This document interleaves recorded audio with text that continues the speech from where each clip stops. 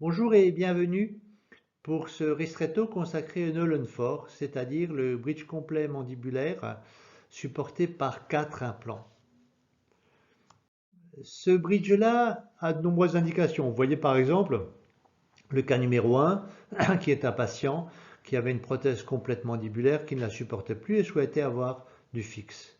Le cas numéro 2 est un patient où la parodontolyse est trop évoluée pour faire une restauration paroprothétique de pronostic acceptable et donc on a préféré à ce moment-là extraire toutes les dents. Et le cas numéro 3, eh bien l'occlusion finit par être suffisamment réduite suite aux différentes caries pour vouloir avoir un bridge complet mandibulaire, sachant qu'il est très difficile de restaurer les segments postérieurs, étant donné l'ostéolyse à cet endroit-là, le volume osseux n'étant pas satisfaisant pour pouvoir mettre des implants en place.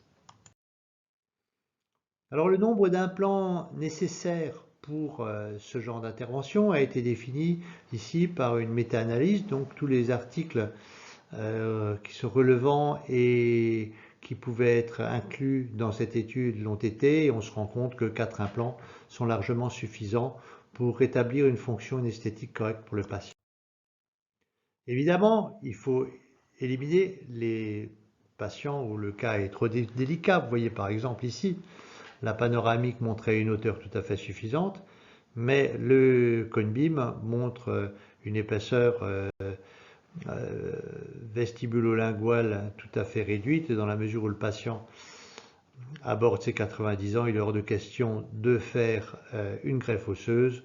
On préférera dans ce cas-là essayer de faire au mieux la prothèse mobile qu'il a à l'heure actuelle. Un autre cas qui est tout à fait défavorable, c'est en fait la hauteur du volume osseux n'est pas suffisante, et à ce moment-là, ça devient très difficile pour le patient d'entretenir la prothèse en question, et donc on préférera dans ces cas-là mettre une barre qui est beaucoup plus facile à entretenir et beaucoup plus raisonnable. Dans le cas particulier de la prothèse complète, le patient qui vient totalement édenté, eh bien, il est possible d'utiliser la prothèse existante comme guide radiologique et ensuite le transformer comme guide chirurgical. Comme vous pouvez le constater, les canines étant les dernières dents à persister la plupart du temps, eh bien, elles nous serviront de repère pour guider le positionnement des implants. En l'occurrence, ce qu'on souhaite, c'est d'avoir l'émergence des vis au niveau du cingulum, et on pourra parfaitement utiliser la position des alvéoles pour avoir un positionnement précis des implants, notamment par rapport à l'émergence du nerf dentaire inférieur. De plus, en répartissant les implants au niveau des premières prémolaires et des incisives latérales, on aura une répartition harmonieuse des implants et donc une distribution des forces qui va être tout à fait intéressante. Vous voyez ici le cas d'une patiente qui a eu la pose des implants et une mise en charge immédiate. Vous remarquerez que le bridge a été bien entendu préparé au préalable et terminé le jour de la pose des implants, et il n'y a pas de molaire de manière à ne pas solliciter de trop les implants qui sont en distal, les implants les prémolaires. La plupart du temps, je réadresse le patient au praticien de manière à ce qu'il réalise la prothèse définitive.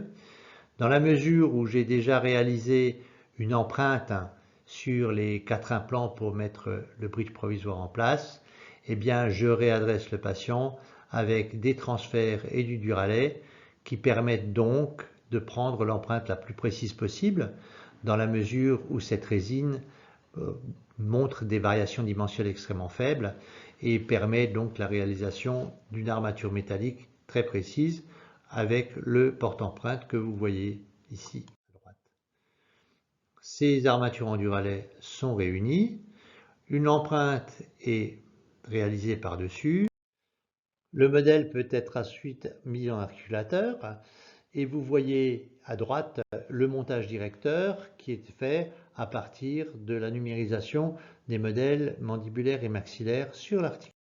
À partir de ce montage directeur, eh bien, on effectue par informatique une réduction de manière à donner, comme vous voyez à droite, la forme de l'armature définitive. Cette armature peut être à ce moment-là ou bien usinée directement en métal, ou bien usinée en résine et coulée secondairement par une fronde à induction, ce qui ne pose pas de problème particulier.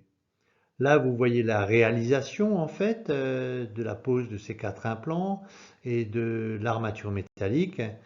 Et ici, la différence qui existe entre le bridge provisoire qui ne possède pas de molaire et le bridge définitif qui montre une première molaire.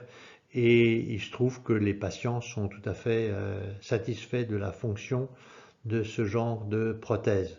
Évidemment, certains patients désirant avoir une deuxième molaire, eh bien, le problème se posera ou bien d'avoir le volume osseux suffisant ou bien de rajouter une greffe pour mettre la deuxième molaire en place.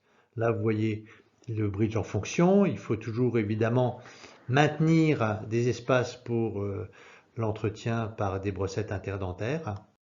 Ces prothèses étant des prothèses transvissées, il est beaucoup plus facile de résoudre des problèmes par la suite si jamais il se présentait. Là, en l'occurrence, il s'agit d'un patient bruxomane chez qui j'avais fait le bridge maxillaire en céramique et le bridge mandibulaire a été réalisé en résine.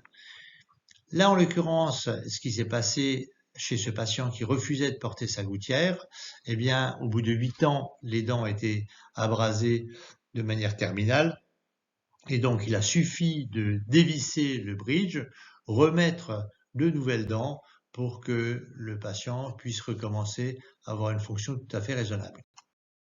En conclusion, à partir du moment où l'indication est posée, la mise en charge immédiate, c'est-à-dire que le patient vient à 8 heures avec ses dents éventuellement encore en place et la pose des implants, les 4 implants et la pose du bridge provisoire est envisageable entre 8 heures et 14 heures. Le patient sort à 14 heures avec une prothèse fixe en place de la 5 à la 5, comme ce que je vous avais montré.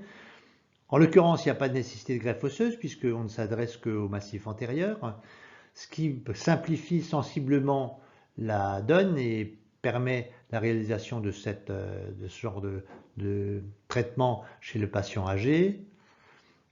Il a été montré par les méta-analyses comme quoi on pouvait obtenir un confort optimal pour ces patients-là avec une occlusion de 6 à 6. Dans la mesure où c'est relativement simple, c'est-à-dire qu'on a réduit le nombre d'implants au minimum, où le côté prothétique aussi est réduit à sa plus simple extrémité, eh bien ça devient abordable pour beaucoup. Et dans la mesure où c'est une procédure qui a été étudiée depuis très longtemps, on sait très bien que ça a un excellent pronostic à long terme, à la plus grande satisfaction de nos patients. Eh bien, je vous remercie de votre attention et je vous propose à la fin de ce Resto de se revoir pour rediscuter des éléments qu'éventuellement vous aurez à questionner. Voilà, bonne soirée encore et puis à tout bientôt.